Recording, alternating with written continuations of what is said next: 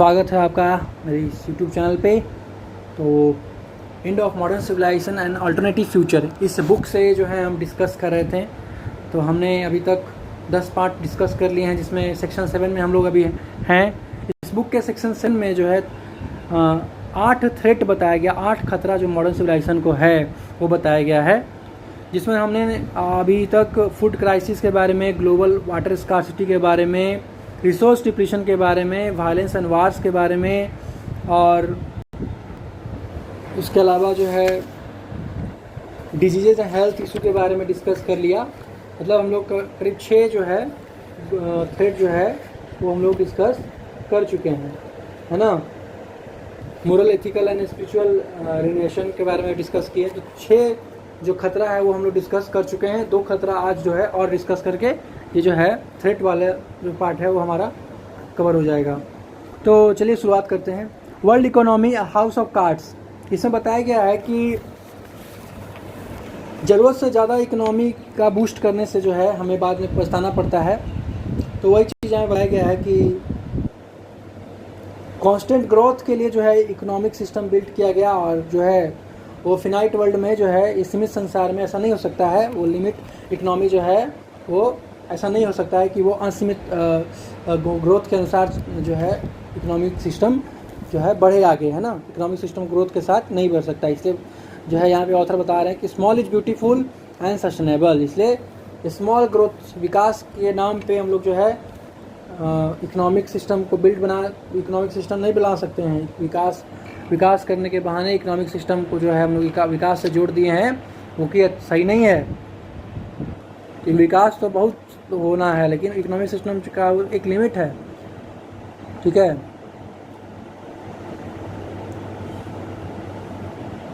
तो यहाँ पे एक फेमस इकोनॉमिस्ट हैं, उन्होंने बताया है, जॉन मेनार्ड कीन्स हैं। वो बता रहे हैं कि we will not have any crashes in our time, ठीक है। क्रैश नहीं होगा, मतलब हमारे समय में कोई क्रैश नहीं, 1927 में, मतलब कि ऐसा इकोनॉमी है कि क्रैश नहीं होगा, है ऐसा बता रहे हैं, ठीक है। अच्छा, आगे बढ़ते हैं। इसमें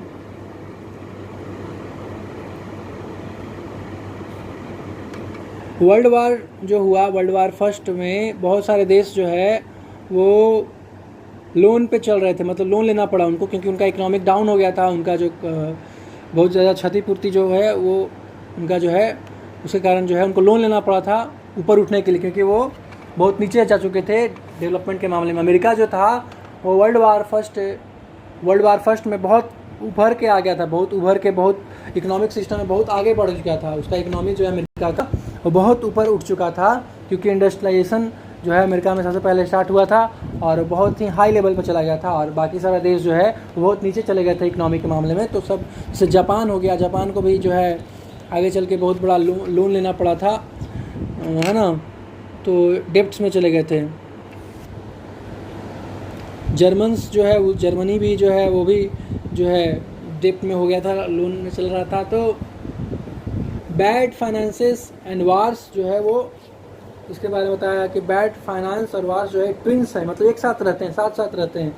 बैड फाइनेंसेस एंड वार्स, खराब आर्थिक मंदी और लड़ाई दोनों साथ है। मतलब जहाँ लड़ाई होगा वहाँ पे आर्थिक मंदी होगा ही होगा, क्योंकि लड़ाई जब होता है, जब युद्ध होता है 2 देशों के बीच में, तो काफ़ी खर्चा होता है, काफ़ी जो है एक्सपेंडिचर काफ़ी होता है। तो इससे इकोनॉमिक ख़राब होता है, इकोनॉमी डाउन होता है, ठीक है। ओमिनस हेडलाइंस, मतलब कुछ ऐसे हेडलाइंस जो कि बहुत ही भयावह थे, जैसे कि कुछ हेडलाइंस आते थे जैसे financial markets are in free fall, chaos on Wall Street, international markets in tailspin, European bail out, मतलब ऐसे मोर बैंक्स टू फेल, मतलब ऐसे कुछ जो है हेडलाइंस थे।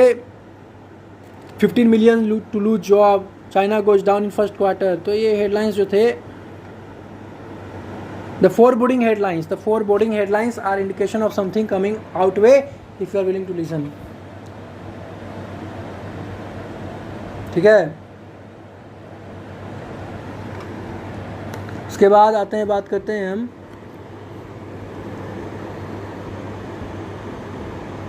America, a dubious financial world leader. अमेरिका के बारे में बात करें तो अमेरिका जो है, अमेरिका का अनक्वेंचेबल मटेरियलिस्टिक अपेटाइट, मतलब कि अमेरिका जो है मटेरियलिस्टिक ग्रोथ में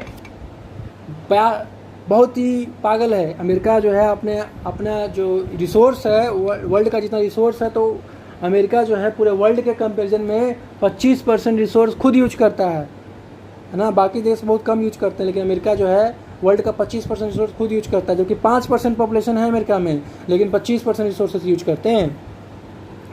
और ग्लोबल इकोनॉमी जो है अमेरिका में वो बहुत ज़्यादा इसकी वजह से बढ़ा है, ठीक है। और अमेरिका अगर किसी प्रकार से रिसेशन में जाता है, अमेरिका अगर किसी प्रकार से कर्ज में डूबता है, तो पूरा देश जो है, पूरा दुनिया जो है वो उसको फॉलो करता है, तो वो भी डूबेगा, ठीक है। इसके बाद आता है इन अ पिट ऑफ डेप्ट्स के गड्ढे में जो है बहुत सारे देश जो है डेप्ट के गड्ढे में। 1929 में बताया गया है कि America gross national product ratio जो है 16% था। 2008 में इंक्रीज हो गया 70%, जीएनपी का 70% इंक्रीज हुआ, ठीक है। टोटल जो डेप्ट है अमेरिका का, वो जो टोटल अमेरिका का जो डेप्ट है, मतलब अमेरिका का जो जितना लोन है अमेरिका के ऊपर, वो पूरे अगर कंबाइन कर दे पूरे सारे देशों को, दुनिया के सारे देश अलग कर दें और अमेरिका को अलग कर दें, तो अमेरिका के ऊपर इतना कर्ज है जितना किसी और देश में नहीं है, या फिर पूरे देश को मिला के जितना कर्ज है उतना अमेरिका के ऊपर अकेले कर्ज है। अमेरिका का करेंट डेप्ट जो बताया गया $10 ट्रिलियन है, से लेके $145,000 पर अमेरिकन है, और $350,000 for every full time worker है, ठीक है। $1 ट्रिलियन का मतलब होता है एक नंबर और उसके ऊपर 12 जीरो, ठीक है। ये ट्रिलियन का मतलब होता है। सोच लीजिए कितना डेप्ट में है अमेरिका, 2008 के करीब में इतना डेप्ट में चला गया, ठीक है। उसके बाद डॉलर के ऊपर बात करेंगे। अनडिपेंडेबल वर्ल्ड करेंसी डॉलर जो है, जैसे बहुत सारे वर्ल्ड एक्सपर्ट्स हैं, जैसे वॉरेन बफेट हैं, इकोनॉमिस्ट हैं, जॉर्ज सोरोस है, ये शर्त लगाते हैं कि डॉलर जो है आगे आने वाले समय में डॉलर गिरेगा, डॉलर का प्राइस वैल्यू गिरेगा, डॉलर करेंसी जो है उसका प्राइस वैल्यू मार्केट में, वर्ल्ड मार्केट में गिरेगा, है ना।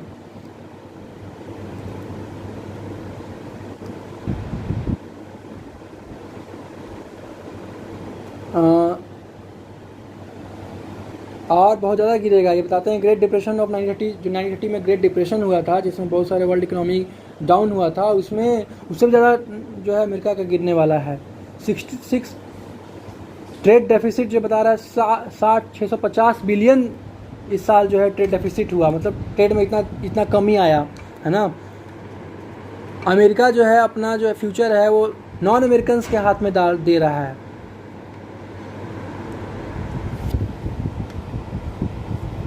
और उनका डेफिसिट है, उनका जो कमी है वो चाइना और जापान जो है वो पूरा कर रहा है। और सारे जो वर्ल्ड बैंक है उसमें जो है US डॉलर्स भरे हुए हैं, और इससे ज़्यादा डिमांड भी है इसका। अगर डॉलर कोलैप्स होता है पूरे दुनिया में तो इकोनॉमी कोलैप्स होगा, और इसका क्योंकि इसका कोई अल्टरनेटिव नहीं है, कोई दूसरा रास्ता नहीं है, कोई दूसरा इसका ऑप्शन नहीं है लोगों के पास।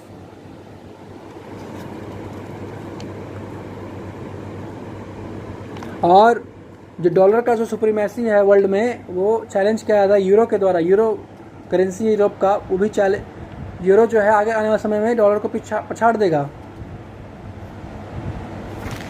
ठीक है। इसका बात करते हैं यूएन वर्ल्ड इकोनॉमी में लूज 51 मिलियन जॉब्स।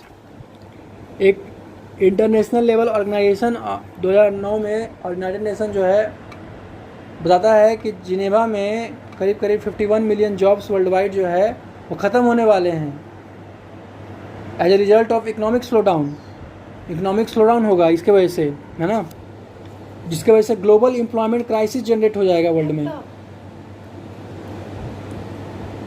ठीक है। उसके बाद बात करते हैं economic earthquake devastation that happens with in minutes. तो एक बताया गया है कि 21 जनवरी 2008 का बात है, जो जिसको ब्लैक मंडे बोला जाता है, ठीक है। 21 जनवरी 2008 को ब्लैक मंडे बोला जाता है। तो इसमें बताया गया है कि इंडिया के जो इन्वेस्टर्स हैं वो 6 ट्रिलियन 1 मिनट के अंदर 6 ट्रिलियन का लॉस हो गया उनके इंडियन स्टॉक एक्सचेंज में मुंबई के अंदर। ठीक है, अथॉरिटी जो है वहाँ के, उन्होंने सस्पेंड कर दिया, इमीडिएटली सस्पेंड कर दिया ट्रेडिंग को 1 घंटे के लिए। सेंसेक्स जो है वो 2029 पॉइंट से जो है टम्बल्ड हो गया, गिरा, नीचे गिरा, मतलब ऊपर उठा, ऊपर उठा 3 minutes of start of trading. तो करीब 6,54,887 करोड़ जो है सफ़र हुआ।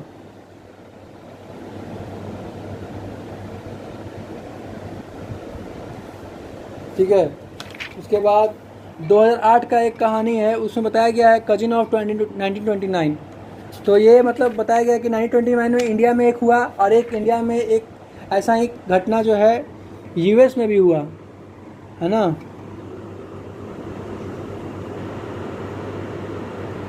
इंडिया के साथ यूएस में हुआ, मतलब वर्ल्ड में भी हुआ या यूएस में हुआ है ना, इसलिए कजिन ऑफ 1929 बताया जा रहा है। तो बताया गया है इसमें कि अक्टूबर 2008 में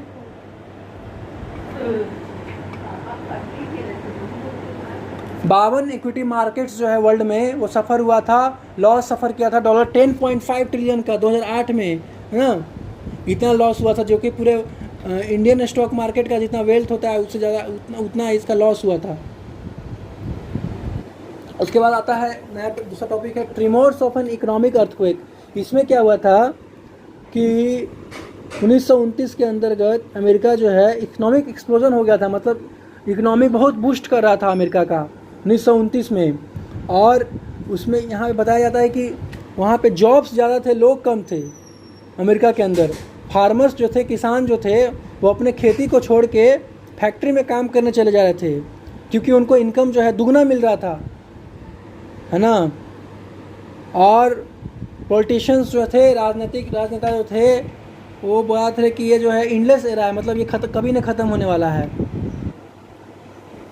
और जो प्रोफेट्स, जो वहाँ पे जो संत साधु महात्मा लोग थे, पुजारी लोग थे, उनको बोला गया कि ये फैनेटिकल क्रेजी हैं, उनको इग्नोर कर दिया, उनकी बातों को इग्नोर कर दिया गया, है ना।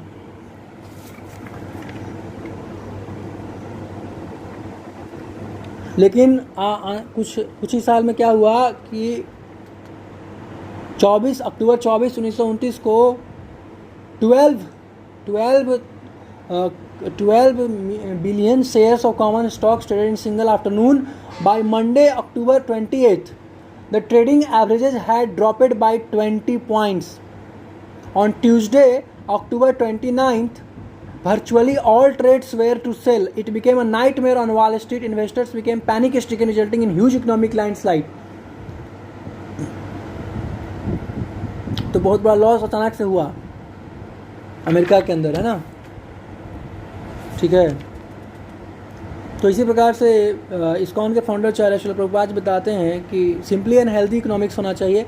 आज का जो इकोनॉमिक्स है वो क्या है, एक पेपर ही तो है, पेपर पे डॉलर्स लिखा हुआ $100, और हम मान लेते हैं कि हाँ इसके लिए, जैसे कि हम जो है पैसे के लिए, आदमी जो है पैसे के लिए काम कर रहा है कि पैसा मिलेगा तो खाना मिलेगा, लेकिन जानवर जो है वो पैसे के लिए नहीं काम कर रहा है, उसको वो खाने के लिए पीछे भागता है। तो हमें इंटेलिजेंट होना चाहिए इतना कि हम जो है खाने को खुद प्रोड्यूस करें, बजाय कि पैसे को जनरेट करें और पैसे से फिर खाना खरीदें। तो ये मूर्खता होगी, ये बता रहे हैं फाउंडर आचार्य हैं इस्कॉन के, श्रील प्रभुपाद जी बता रहे हैं ये बात।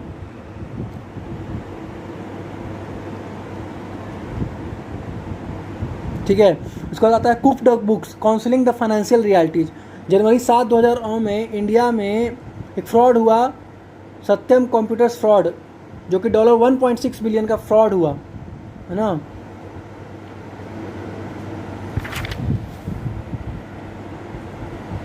तो बहुत बड़ा फ्रॉड हुआ था।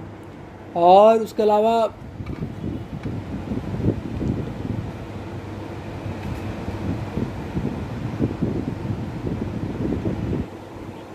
तो बहुत बड़ा लॉस हुआ था, 53,000 एम्प्लॉयज़ जो है उनका जॉब चला गया था, उनको बहुत बड़ा लॉस हुआ था। इंटायर स्टॉक मार्केट जो है क्रैश कर गया था। ठीक है, बताया जाता है कि सर्वे है यूएस के द्वारा कंडक्ट किया गया था, यूएस में सर्वे कंडक्ट किया गया था। दमानी जो हैं वो बताते हैं, रामेश दमानी फाइनेंशियल एक्सपर्ट हैं, वो बताते हैं कि एक यूएस में सर्वे के अनुसार CFO 70% CFO जो है वो बताते हैं कि वो उनको प्रेशराइज किया जाता था कि वो कुक करें, cook the books by the CEO के द्वारा प्रेशराइज करते हैं। और रीजनेबल प्रोपोर्शन जो है 70% admitted to having cooked the books, that is US. The fact is that companies cook books, है ना।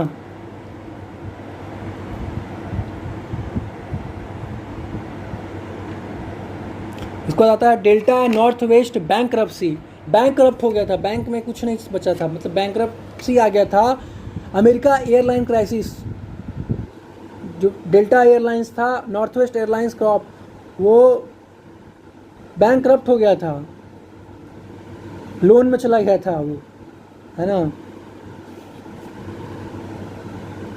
ज़्यादातर CFO और MBA जो थे उन्होंने गड़बड़ किया था, जिसके कारण जो है लॉस हो गया था, है ना। उसका time to live in cars. अब बताया जा रहा है कि एक कार का आविष्कारक जो है वो कभी सोचा नहीं होगा कि कार जो है वो कारों की संख्या घर की संख्या से ज़्यादा हो जाएगी। अमेरिका में क्या हो रहा है कि अमेरिका में जितने घर हैं उससे ज़्यादा कारें हैं। और अभी हालत ये हो चुका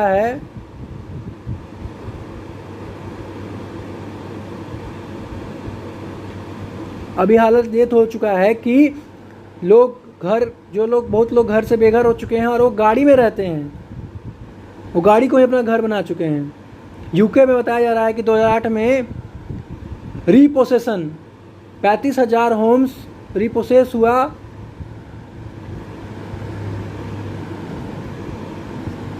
है ना। उसके बाद एक कहानी आता है बारबरा हर्वे का, कैलिफोर्निया के अंदर। वो जो है 67 ईयर ओल्ड, तो उन्होंने वो जब होमलेस हो गए, उनको घर से जब निकलना पड़ा इस कारण से, तो वो जो है अपने गाड़ी में ही 2 डॉग्स के साथ रहती थी, है ना। जॉब लूज करने का उनको गाड़ी में रहना पड़ा, गाड़ी में ही सोना पड़ा।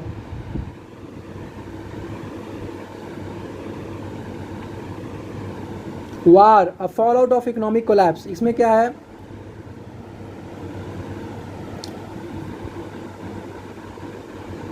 इसमें जो है बताया गया है कि इकोनॉमिक कोलैप्स जो है वो क्या है, तो वो नेशनल, रीजनल और टेरिटोरियल इकोनॉमी का खत्मा है, एक साथ डैमेज होना। और इकोनॉमिक डिप्रेशन का मतलब है कि बैंकरप्सी और अनएम्प्लॉयमेंट में तेज़ी से अनएम्प्लॉयमेंट और बैंकरप्सी का बढ़ना ही इकोनॉमिक डिप्रेशन है।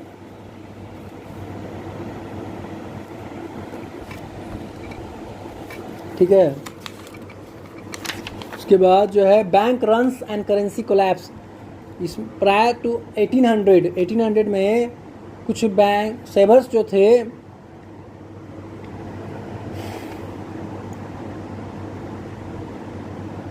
करेंसी कोलैप्स होने, करेंसी का वैल्यू घटने के कारण जो है, और बैंक से लोग पैसा निकालने लगे क्योंकि करेंसी का डाउन हो गया था। करेंसी के वैल्यू घटने की वजह से जिन लोगों ने बैंक में पैसा जमा किया था वो उन्होंने पैसा विड्रॉ कर लिया बैंक से।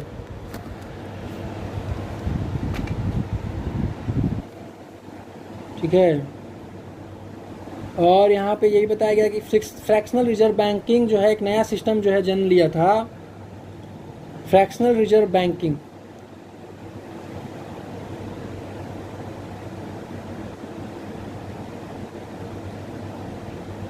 तो वो क्या करते थे कि कॉइन जो है खरीदते थे, पैसा दे के कॉइन खरीदते थे और कॉइन को रखते थे।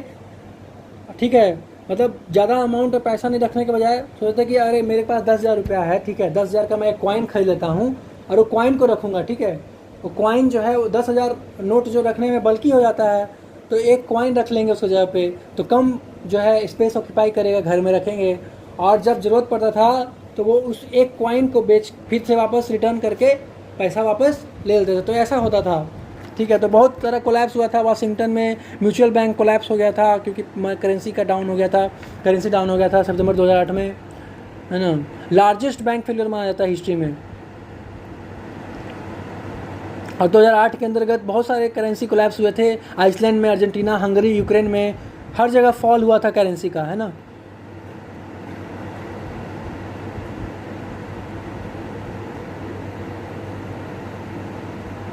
और बताया जा रहा है कि आज के समय में US डॉलर जो है, जो वर्ल्ड का करेंसी है, जो सबसे ज़्यादा वर्ल्ड का करेंसी, मतलब सबसे ज़्यादा उसी में सब कुछ डिपेंडेंट है, पूरा देश उसको उस पर डिपेंडेंट है, तो वो जो है वो आज कोलैप्स होने के डेंजर में है।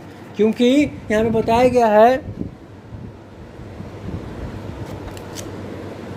जिम्बाब्वे डॉलर के साथ क्या हुआ था कि जिम्बाब्वे 1982 में एक यूएस डॉलर का इक्वल एक जिम्बाब्वे डॉलर, मतलब 1982 में 1 यूएस डॉलर और 1 जिम्बाब्वे डॉलर इक्वल था। लेकिन आज के समय में dollar to lakh by 1 US $1। सोचिए क्या वैल्यू घट गया, कितना वैल्यू डाउन हो गया। तो ये खतरा जो यूएस के साथ भी, यूएस डॉलर के साथ भी होने वाला है। ठीक है, अब आते हैं थ्रेट नंबर 8, आठवां लास्ट खतरा जो बताया गया है इस बुक में, वो है ग्रोइंग क्रुएल्टी एंड डिसेंसिटाइजेशन। इसे बताया गया है total lack of reference towards life, है ना। इसे बताया गया है कि किस प्रकार से क्रुएल्टी जो है बढ़ रहा है इंसान में, ये बताया गया। वायलेंस जो है कितना व्यक्ति क्रूर बनते जा रहा है, रूड बनते जा रहा है, कितना ज़्यादा कठोर होते जा रहा है ना। जैसे बताया जा रहा है कि अगर कुछ चिड़ियों को अगर इन्फेक्ट होती हैं तो हम जो है बर्ड फ्लू से, तो हम करोड़ों जो है बर्ड्स को मार देते हैं, है ना। अगर कुछ गाय जो है बीमार पड़ता है तो हम हजारों गाय मार देते हैं। इसको बोलते हैं कोल्ड ब्लडेड मर्डर, होलोकास्ट है ये, टेररिज्म है ये, आतंकवाद है ये। भगवान के राज में हर किसी को जीने का अधिकार है और एक चींटी को भी नहीं मारना चाहिए बिना मतलब क्या। इतना सारा खाने का हमारे पास है सिस्टम, फिर भी हम जो है जानवरों को मार रहे हैं, उनको रेज करते हैं, मर्सिलेसली उनको जो है बड़ा करते हैं और उनको ट्रांसपोर्ट करते हैं, स्लॉटर करते हैं उनको हर साल।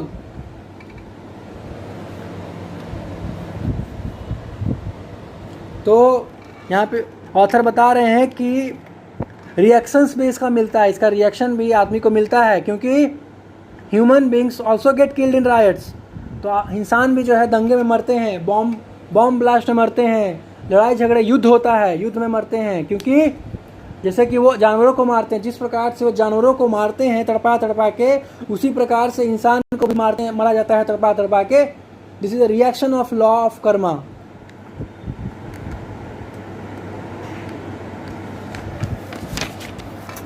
फैक्ट्री फार्म्स बने हुए हैं जहाँ पे स्लॉटर किया जाता है एनिमल्स को। इसको हेल ऑन अर्थ बोला गया है, हेल्स ऑन अर्थ, पृथ्वी पे नरक के समान है। इसमें क्या होता है कि फैक्ट्री फार्मिंग में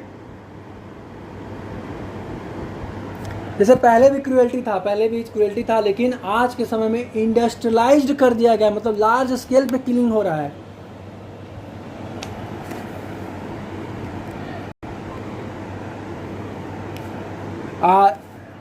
इंसान जो है वो एनिमल्स को, जानवरों को मारता है खाने के लिए, भोजन के लिए, एंटरटेनमेंट के लिए और फर के लिए, उसके चमड़े के लिए और बहुत सारे कारणों के लिए इंसान जो है जानवरों को मार रहा है।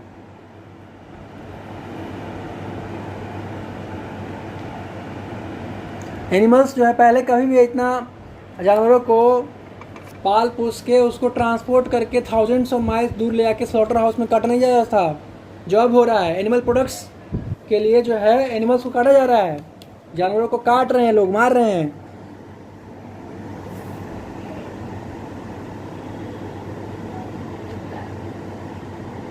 ठीक है,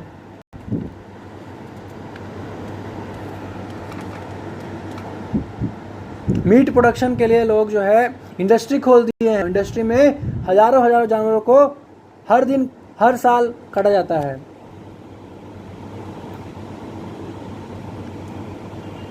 उसके बाद आता है मिल्क और वाइट ब्लड।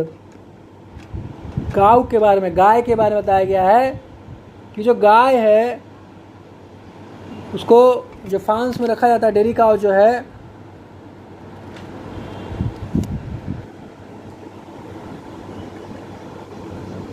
उनको फोर्स किया जाता है कि वो काल्फ को जन्म दे, मतलब आर्टिफिशियल तरीके से उनको फोर्स किया जाता है।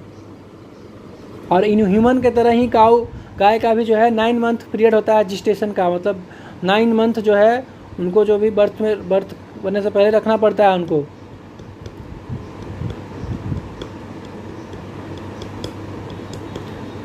जो गाय को पहले ही बताया गया कि आर्टिफिशियली जो है उनको री-इम्प्रेग्नेट किया जाता है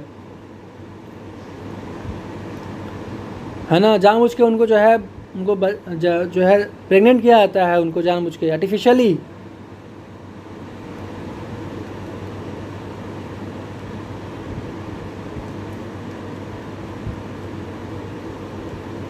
तो आर्टिफिशियली उनको जो है दवा देके, उनको सुई देके जो है टेक्नोलॉजी के माध्यम से जितना वो प्रोड्यूस करते हैं उसे 10 गुना जाता है उनसे निकलवाया जाता है मिल्क, है ना। इसकी वजह से गाय का जो शरीर है वो बहुत ज़्यादा नुकसान होता है, गाय के शरीर को हेल्थ प्रॉब्लम्स होता है। डेवलप्ड कंट्रीज में गाय को बहुत ज़्यादा प्रॉब्लम होता है, मास्टिटिस बैक्टीरियल इन्फेक्शन होता है अडर्स में।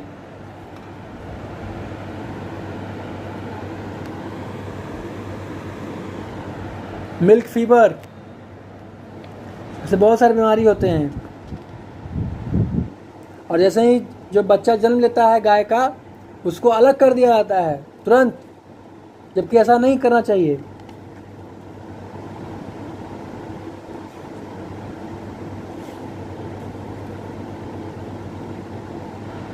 जो गाय है, जो काब्स है, other half of the calves are male and are sold for meat. जो मेल, अगर मेल काल्ब हुआ, अगर मेल बच्चा हुआ तो उसको काट देते हैं, काट के मीट बना देते हैं उसका। और जब फीमेल हुआ उसको फिर से फार्म में ले जाके उसको जो है मिल्किंग के लिए यूज करते हैं।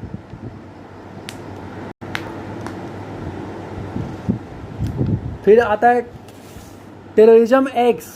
इसमें क्या होता है कि 4 बिलियन एग जो है, लगभग 4 billion egg laying hens in the world confined in battery cage में उसको डाला जाता है। समझ रहे हैं, इतना टॉर्चर किया जाता है। हेन्स को जो है टॉर्चर किया जाता है, मुर्गियों को टॉर्चर किया जाता है, केज में रखा जाता है। और इसमें वो लोग अपने पंख को, अपने पैर को फैला नहीं सकते हैं, इतने कन्फाइंड में रखा जाता है, स्पेस नहीं दिया जाता है उनको, ठीक है।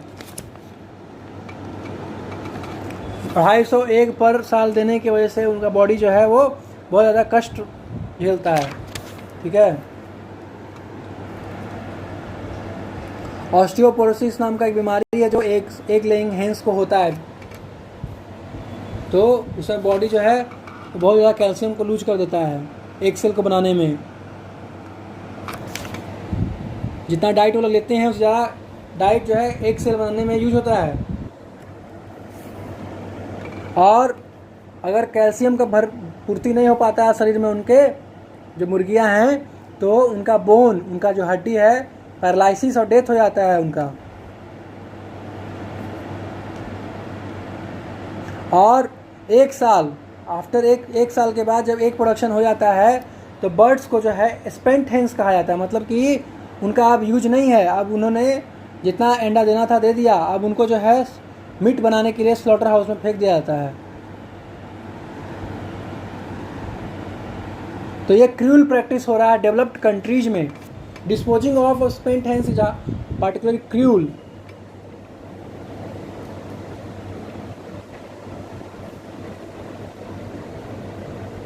और कहीं कहीं तो जिंदा जो है मुर्गियों को मशीन में डाल देते हैं काटने के लिए।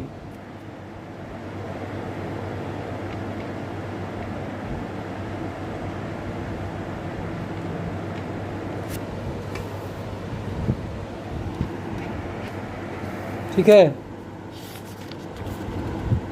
फिर आता है द रेस्क्यू अ स्टोरी। इसमें क्या होता है कि मई 23, 2001 का बात है। इन्वेस्टिगेटर्स थे, कुछ जो इन्वेस्टिगेटर्स थे, उन्होंने 8 मुर्गियों को बचाया जो कि बहुत ज़्यादा उनको ज़रूरत था मेडिसिन का।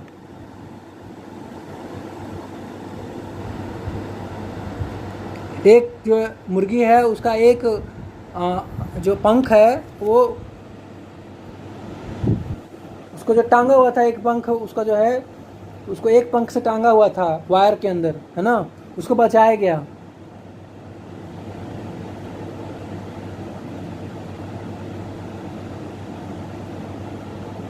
तो ऐसे ऐसे हैं।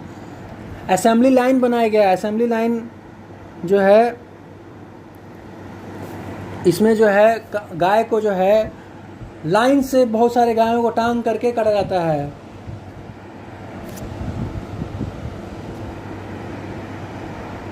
ठीक है। उसके बाद स्लॉटर हाउस के अंदर क्या होता है? स्लॉटर हाउस जो है एक तरह से नर्क है इस पृथ्वी पे। उसके अंदर क्या होता है, तो उसके अंदर जो है करीब करीब 250 से लेके 500 गाय को हर घंटे काटते हैं। स्लॉटर हाउस के अंदर 250 से 500 गाय हर घंटे काटी जाती है। और असेंबली लाइन में जो है फास्टेस्ट तरीके से काटा जाता है, मतलब जल्दी जल्दी काटा जाता है।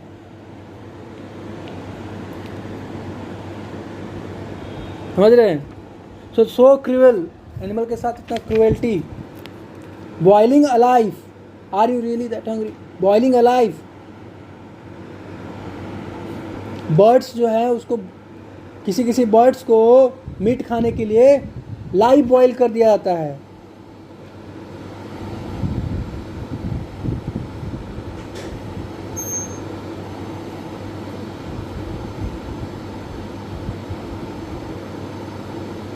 Hundreds of millions of chickens die every year before reaching slaughter weight at 6 weeks of age.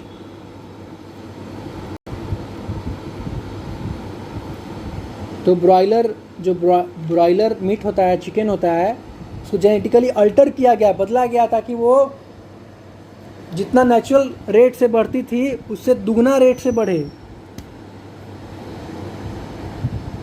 जो कि है बायोलॉजिकल लिमिट्स को क्रॉस करने वाला है। ये उनका जो डिमांड है, उनका जो बायोलॉजिकल लिमिट्स है उससे बियॉन्ड जाना। ट्रांसपोर्ट किया जाता है स्लॉटर हाउस में।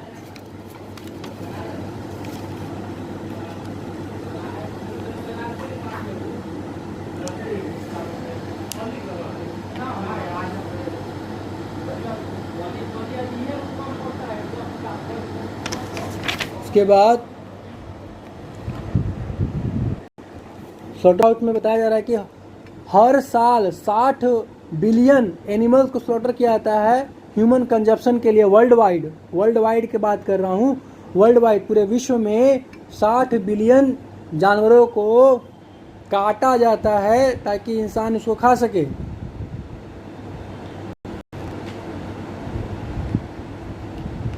फैक्ट्री फार्म्स में लाखों जानवरों और चिड़ियों को, पक्षियों को टॉर्चर किया जाता है।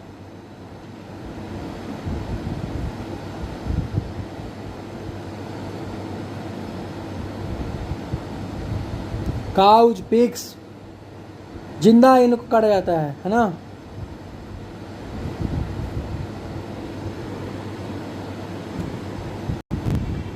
लगभग 23-23.5 मिलियन फर बियरिंग एनिमल्स, जो उनके ऊपर फर होता है, जो उनका चमड़ा होता है, उसके ऊपर जो फर उगा होता है, उस फर को लेने के लिए रकून्स, कॉइट्स, बैबकोट्स, लिनेक्स, ऑप्सम, न्यूट्रिया, बिहेवियर्स, मस्काट्स, ऐसे कुछ एनिमल्स हैं जिनका फर को यूज करने के लिए उनको हर साल काटा जाता है, मारा जाता है उनको ट्रैपर्स के द्वारा।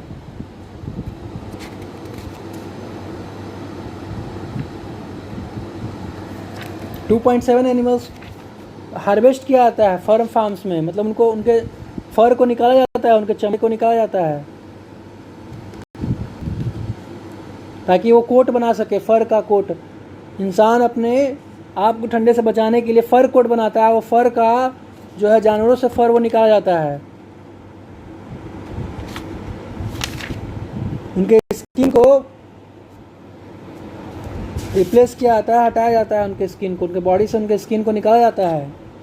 हंटिंग, हजारों जानवरों को हंट किया जाता है, जैसे एलिफेंट्स, टाइगर, राइनोसोरस, ताकि वो ब्लैक मार्केट में जो है उनके चमड़े को बेच सके, उनके दांतों को बेच सके। फिशिंग, मछलियों को, मिलियंस ऑफ सील्स जो है उनको मारा जाता है। चाइना में भी जो है फर का, चाइना जो है बहुत ज़्यादा फर एक्सपोर्ट करता है बाहर में, वेस्टर्न वर्ल्ड में स्किनिंग करता है एनिमल्स का, मतलब उनके चमड़े को निकाल देता है उनके शरीर से। अब वो भी जिंदा जो जानवर है उसको चमड़े को निकाला जाता है। सोचिए कितना दर्द करता होगा, it's so much painful. The horror of Indian meat and leather trade, long road to slaughterhouse. Leather के लिए चमड़े का जो सामान बनाने के लिए cow, buffalo, sheep, goats, Indian meat, leather trade के लिए यूज किया जाता है इनको। लेदर ट्रेड इनका बनाया जाता है, मतलब चमड़े का सामान बनाने के लिए।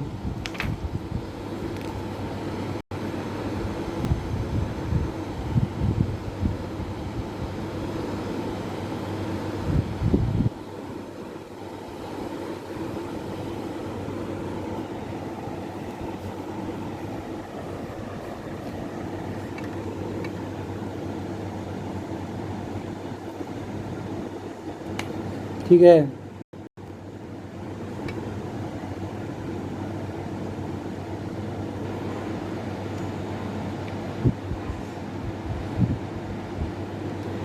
Major retail chains ban India leather products. Leather के लिए जो है जानवरों को काटा जाता था, मारा जाता था।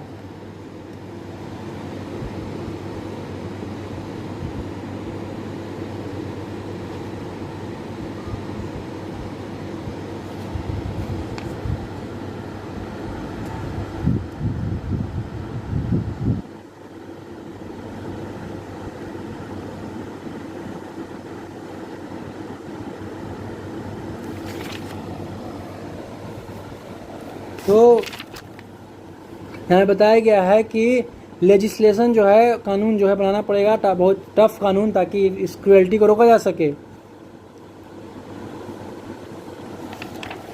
जैसे कि पप्पी जो है उसको एक जो कुत्ते का बच्चा होता है उसको जो है जलाया गया था, जला हुआ पाया गया था और उसको जो है तार से बांधा हुआ था। उसी प्रकार से जो बिल्ली का बच्चा होता है उसको भी बालकोनी से फेंका गया था 70 ईयर ओल्ड यूथ के द्वारा।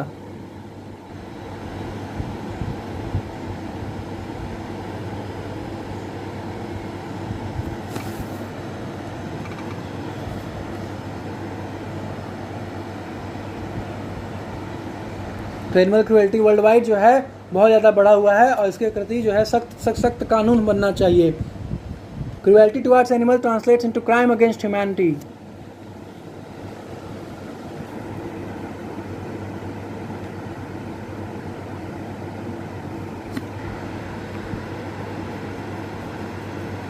तो US serial killer Dennis Rader जो है एडमिट करता है पुलिस को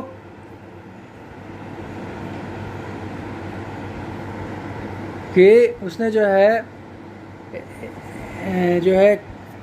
इस बूचर हाउस को शुरू करने से पहले उसने कैट्स एंड डॉग्स बहुत काटे थे। ठीक है, ये इसमें बताया गया है। और यहाँ तक ये बताया गया कि जॉर्ज बुश जो बच्चे थे, प्रेसिडेंट हैं यूएस के, वो जो बता रहे थे कि जब वो बच्चे थे तो वो फ्रॉक्स जो होता है, मेढक होता है,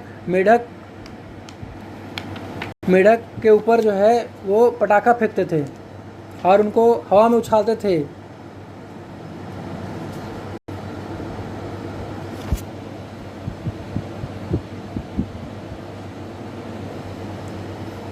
तो ऐसा बहुत सारा केसेस हैं, बहुत सारे रिपोर्ट्स हैं।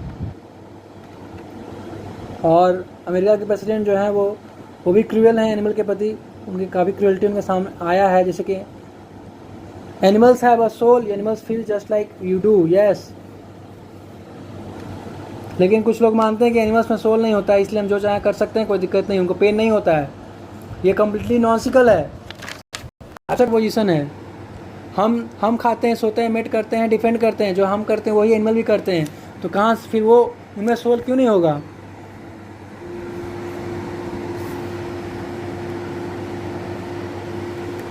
है ना? जैसे यहाँ पे रेट का एग्जाम्पल दिया गया चूहे का। चूहा जो है वो बहुत सामाजिक जानवर है, वो जो है अपने दूसरे चूहा से बात करता है हाई फ्रिक्वेंसी साउंड में, प्ले करता है, एक साथ खेलता है, लड़ता है। Love sleeping curled up together much like us, हमारे तरह ही वो भी खेलते हैं, वो भी लव को एक्सचेंज करते हैं, है ना। तो इससे प्रूफ होता है कि उनके अंदर भी सोल है। Cruelty free humanely raised meat, conditions of factory farms. तो जो मीट ईटर्स हैं वो बोलते हैं कि क्रुएल्टी फ्री मीट खा सकते हैं, क्रुएल्टी फ्री मीट बना दो और हम उसको खाएंगे। ऐसा हो ही सकता है, क्रुएल्टी फ्री मीट कैसे हो सकता है?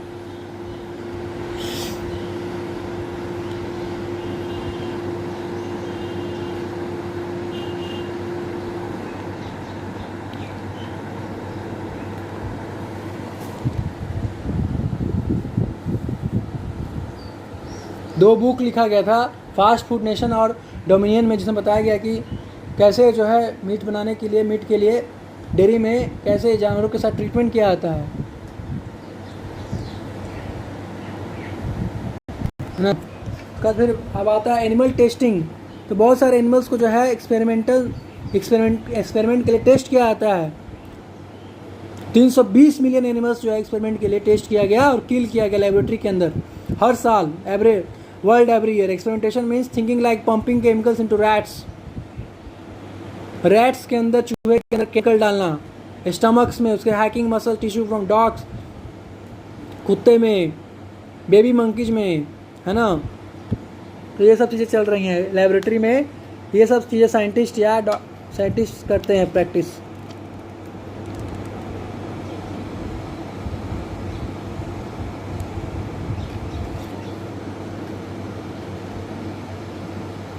एनिमल एक्सपेरिमेंटेशन चलता है, मेडिकल रिसर्च होता है जिसमें एनिमल के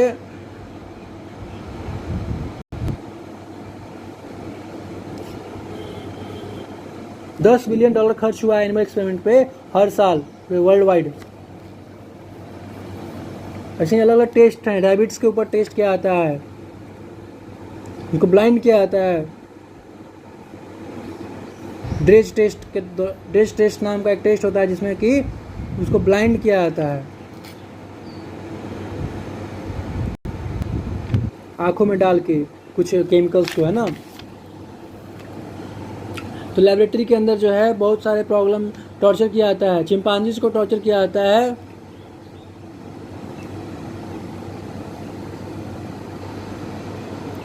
इंटरटेनमेंट में भी बहुत ज़्यादा प्रॉब्लम होता है। सर्कस में एनिमल्स के साथ जो है बुरा व्यवहार किया जाता है। मराइन पार्क्स में वेल्स एंड डॉल्फिन्स के साथ, डॉग रेसेस में 50,000 greyhounds are killed year और sent to experimentation when they are no longer profitable and for the racing industry. तो डॉग रेस होता है। KFC में जो है KFC जो जानवर जो मीट चिकन मैन्युफैक्चर करता है, KFC के अंतर्गत जो है पाया गया था कि वो लोग चिकन के साथ बहुत बुरा व्यवहार करते हैं, वो किक करते हैं, लात से मारते हैं, ठीक है। स्टॉम्पिंग ऑन चिकन्स के लिए kicking them and violently slamming them against the floors and walls. समझ रहे हैं, उनको टॉर्चर किया जाता है, उनको लात से मारा जाता है।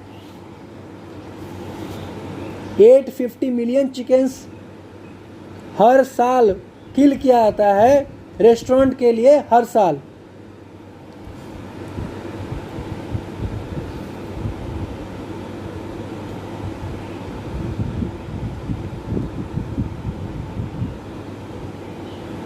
तो यहाँ पे आता है whiteners used in pink milk. Humans जैसे बेबी को दूध पिलाते हैं वैसे काऊ को भी, गाय भी दूध देती है बेबीज के लिए, इसलिए उनको आर्टिफिशियली इंसेमिनेट किया जाता है ताकि वो 1000 पाउंड्स मिल्क दे दिया सके, मतलब आर्टिफिशियली किया जाता है।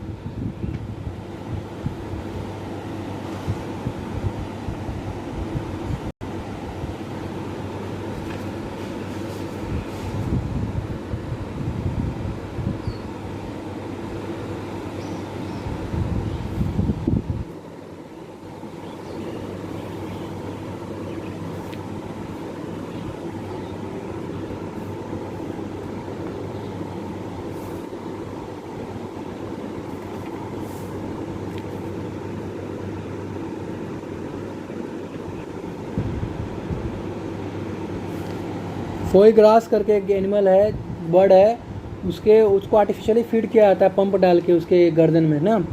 इस प्रकार से zoosadism refers to torturing of animals for entertainment purpose. Entertainment के लिए जो है लोग जो है जानवरों को परेशान करते हैं। कैट बर्निंग, जहाँ बिल्ली को जलाते हैं, एंटरटेनमेंट यूरोपियन कंट्रीज में ज़्यादातर ये होता है।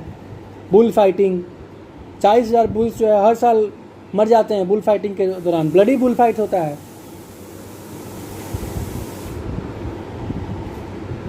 Holocaust, every day and in every corner. Meat and dairy industries have no consideration for sick, diseased and disabled animals, and they suffer unspeakable abuse and neglect at production facilities, stockyards and slaughterhouses.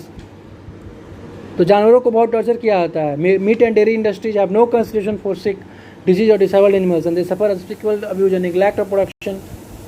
बहुत ज़्यादा परेशान किया जाता है। और बहुत सारे जो बीमार हैं जिनको कोई तकलीफ़ है, जिन जानवरों को, उनको स्लॉटर हाउस में भेजा जाता है ताकि वो ह्यूमन के फूड बन सके, मीट बन सके उनका।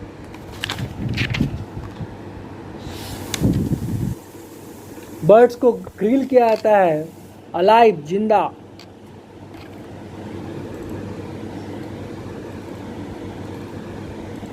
और यहाँ तक कि जो एनिमल डाइट है, एनिमल प्रोडक्ट्स हैं, वो इन्वायरमेंटल डिस्ट्रक्शन भी कर रहे हैं, रिसोर्स डिप्लीशन भी करते हैं, ग्लोबल हेल्थ क्राइसिस भी हो रहा है उससे।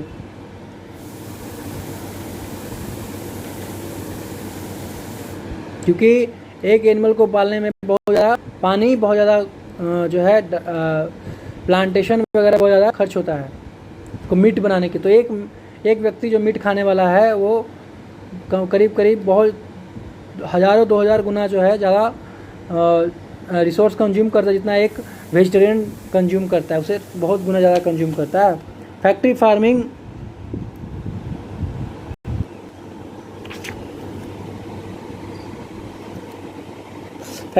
से बहुत ज़्यादा ओजोन डिप्लीशन हो रहा है, ओशियन डेड जोन्स है ना, इन्वायरमेंटल कोलैप्स हो रहा है।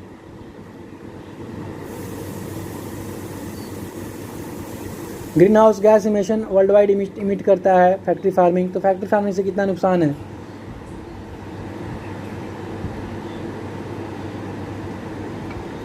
Meat eaters devouring forest, destroying ecosystems.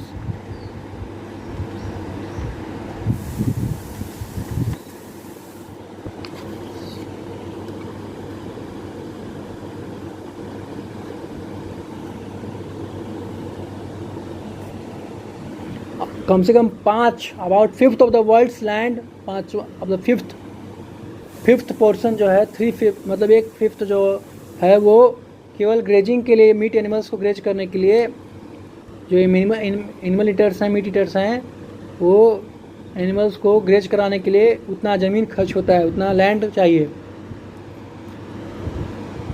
और इससे क्या होता है, इससे जो है एनिमल्स जब उसको ग्रेज कर देते हैं तो डिफॉरेस्टेशन आ जाता है, सॉइल इरोजन और डेजर्टिफिकेशन का खतरा बढ़ जाता है। खतरा नहीं बढ़ता बल्कि हो जाता है, ऐसा प्रॉब्लम होता है। 30% जो अर्थ का लैंड है वो लाइव स्टॉक से ऑक्यूपाइड है, मतलब ये जानवरों से ऑक्यूपाइड है।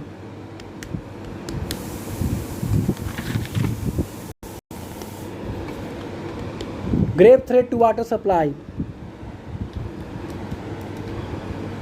वाटर सप्लाई में भी बहुत बड़ा दिक्कत हो रहा है। Impact of animal agriculture threatens under catastrophe. Every kilo of beef requires 16,000 litre of water to produce. समझे, 1 किलो बीफ बनाने के लिए 16,000 पानी चाहिए, according to institute for water education. नी फटाल डिजीज, मैंने बहुत सारा डिजीज आ रहा है, BSc, TB, avian flu, West Nile virus, bluetongue, जो कि एनिमल्स, मॉडर्न मीट इंडस्ट्री के जितने एनिमल्स हैं उससे जुड़ा हुआ है। Unprecedented pollution. Animals raised for food in US alone produces 130 times the excrement of the entire human population on Earth at rate of 86,600 pounds per second. समझ रहे हैं, इतना एक्सक्रीमेंट, इतना वेस्ट डिस्चार्ज करती हैं एनिमल्स अकेले। और केवल 6 इतना में से 1/6% जो है यूज किया जाता है फर्टिलाइजर के लिए, बाकी जो है वो नदियों में और तालाबों में फेंक दिया जाता है। अनट्रीटेड वो भी अनट्रीटेड होता है।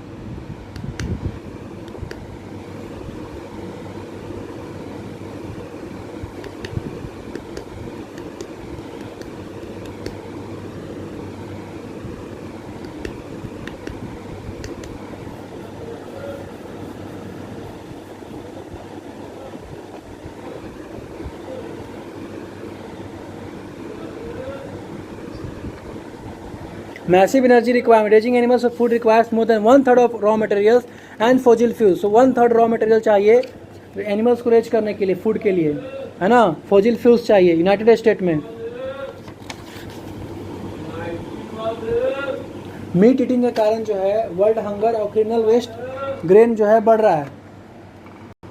हमारे पास पर्याप्त फूड है खाने के लिए,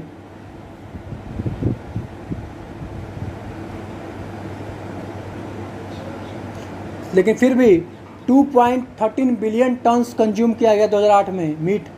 1.01 बिलियन मीट कंज्यूम किया गया 2008 में. और इतना बिलियन केवल UN food and agriculture research organisation के अनुसार लोगों तक पहुंचा. मतलब लोगों तक पहुंचता भी नहीं है, रास्ते में खत्म हो जाता है ट्रांसपोर्टेशन में.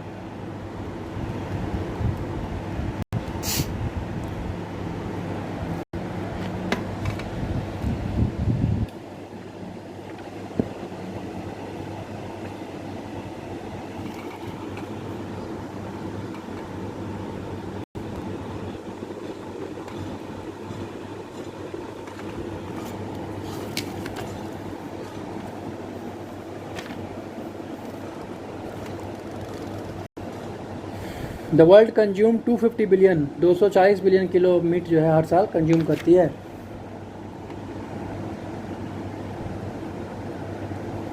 Bleak future.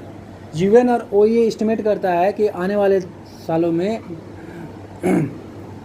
और भी कंज्यूमर बढ़ेंगे. डेवलपिंग कंट्रीज में मीट फैक्ट्री बढ़ेगा.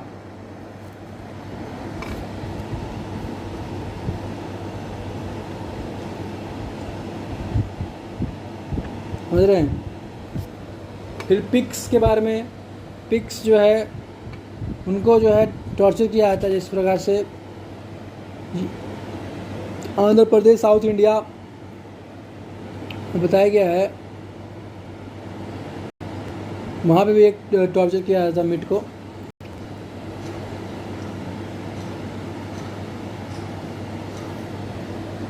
तो पिग जो है वो एक इंडियन स्क्रिप्चर्स के अनुसार, हिंदू स्क्रिप्चर्स के अनुसार बहुत ही रिस्पेक्टेबल है, क्योंकि one of the incarnation of Lord Vishnu is a pig incarnation, so it is respected.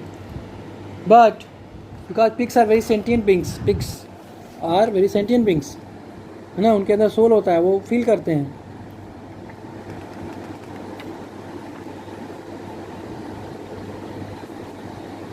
लेकिन मॉडर्न स्लॉटर हाउस में कैसे पिग्स के साथ ट्रीटमेंट किया जाता है.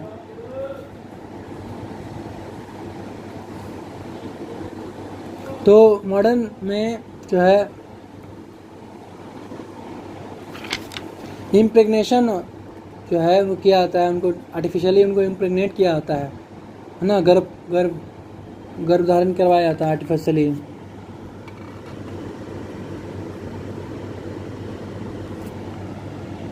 तो 25 सालों में जो रिसर्च हुआ उसमें बताया गया कि कन्फाइनमेंट में उनको रखा जाता है ना. उनको ओबेसिटी और क्रिपलिंग लेग डिसऑर्डर भी होता है, उनको प्रॉब्लम होता है, क्योंकि उनको बहुत ही कम जगह में, कम स्पेस में रहने को मजबूर किया जाता है उनको. और लगभग 105 मिलियन पिग जो है वो रेज किया जाता है, स्लॉटर किया जाता है हर साल. यूएस में 800 मिलियन वर्ल्ड वाइड होता है.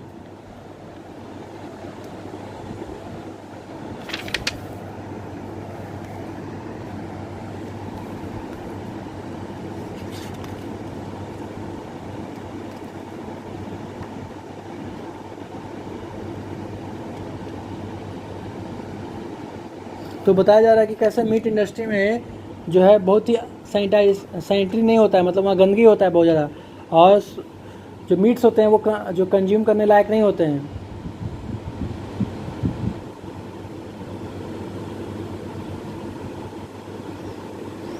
और एनिमल्स को बहुत टॉर्चर किया जाता है.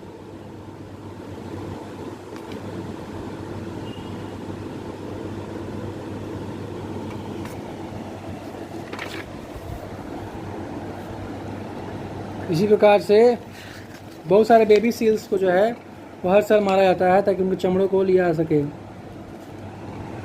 पेल्स के लिए, उनके दांत के लिए, है ना।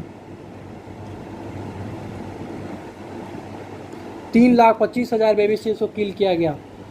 95% जो उसमें से वो 4 हफ्ते के भी नहीं थे, बहुत छोटे थे। मतलब बेबीज को मारा गया, छोटे छोटे बच्चों को मारा गया सील के।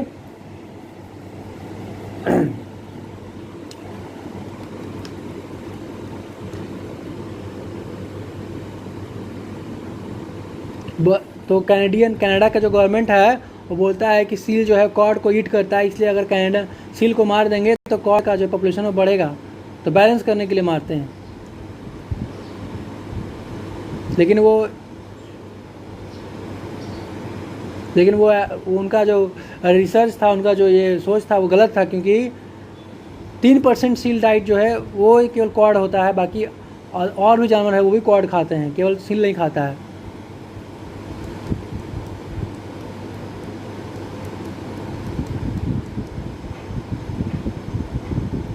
तो फिशरी कोलैप्स नहीं होता है, मतलब जो है ज़्यादा वो कंज्यूम नहीं करता है सील।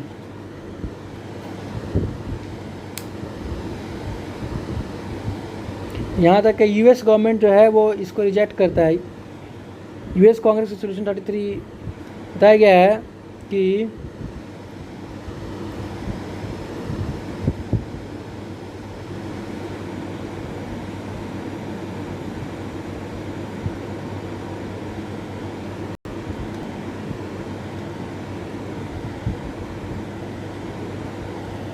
सेंसलेस क्रुएल्टी के बारे में है। Why there are regulation of how to perform the seal cull, मतलब सील का बहुत ज़्यादा जो है क्रुएल्टी किया जाता है। ठीक है, एक यूएस रेजोल्यूशन में बताया गया था 33 में कि 109th Congress first session direct बताता है कि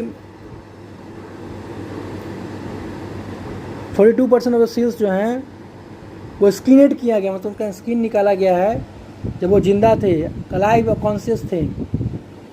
तो इतना टॉर्चर किया गया उनको,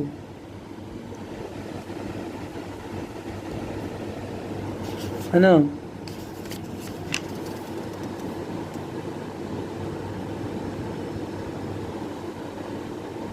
फिर war crimes, baked alive in hot sun, drinking blood of fellow prisoners. तो इसमें बताया गया है कि अफगान मस्करे जो हुआ था, कॉन्वे ऑफ डेथ था, एक डॉक्यूमेंट्री फिल्म है, उसमें बताया गया था कि किस प्रकार से हज़ारों जो कैदी थे उनको यूएस मिलिट्री अफगान के सामने ला दिया गया था, सरेंडर कर दिए थे, और उनको जो है उन हज़ारों प्रिजनर्स को सील्ड कंटेनर्स में डाल दिया गया था और ट्रक में डाल लिया के शेरबांग प्रिजन में डाला गया उनको। तो जब वो प्रिजनर्स जो हैं, वो कैदी जो हैं, वो हवा उनको नहीं मिल पाया, तो सील्ड कंटेनर्स में उनको जा, मतलब बंद डब्बे में उनको डाल दिया गया था। और जब उनको हवा नहीं मिला था तो वो चिल्लाने लगे, तो जब वो चिल्लाने लगे तो उनके ऊपर फायर कर दिया गया गन से, हज़ारों लोगों को मार दिया गया। अफ़गानिस्तान में ऐसा हुआ था, है ना।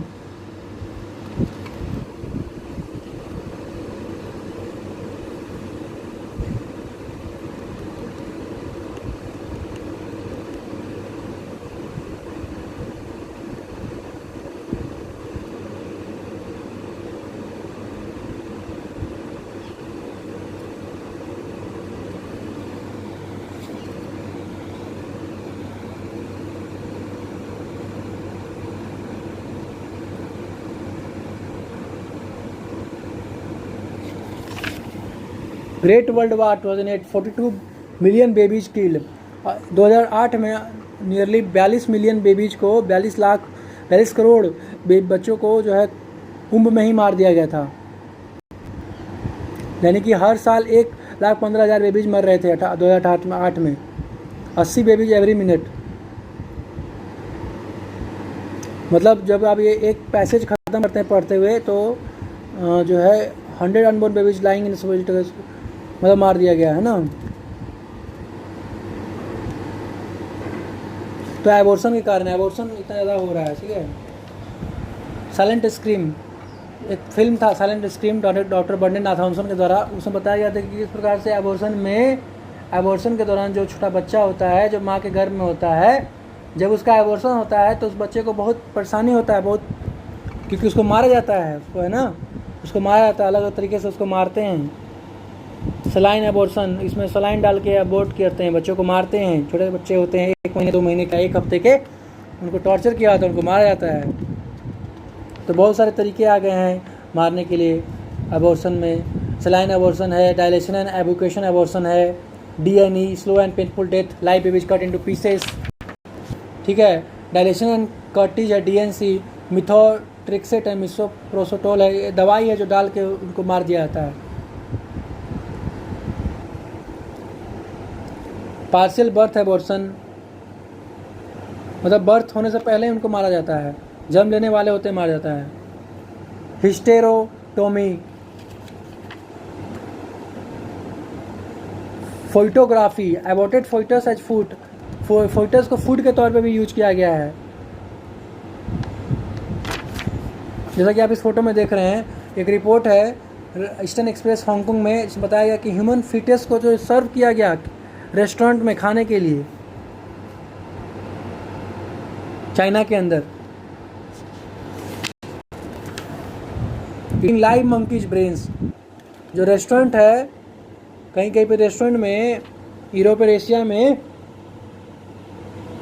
तो सेक्स ड्राइव को अराउज करने के लिए, बढ़ाने के लिए जिंदा जो बंदर है उसके माथे को फोड़ के और उसको स्कल को खाते हैं।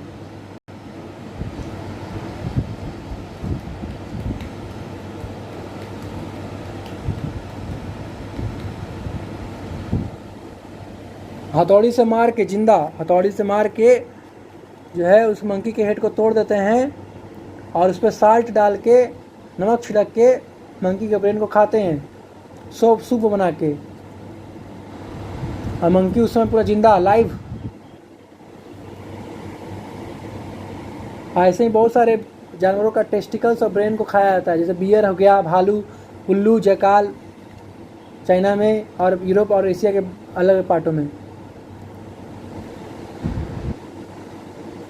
और भी तरीका है, मंकी के ब्रेन को जो है कट कर दिया जाता है स्कल को, और उसके ऊपर जो है खौलता तेल डाल के खाते हैं, बॉइलिंग ऑयल।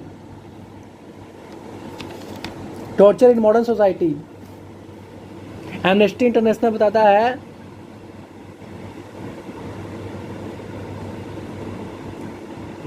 कि 70 कंट्रीज करीब जो है वो प्रिजनर्स के साथ बहुत ही गलत तरीके से ट्रीट करते हैं। उसके बाद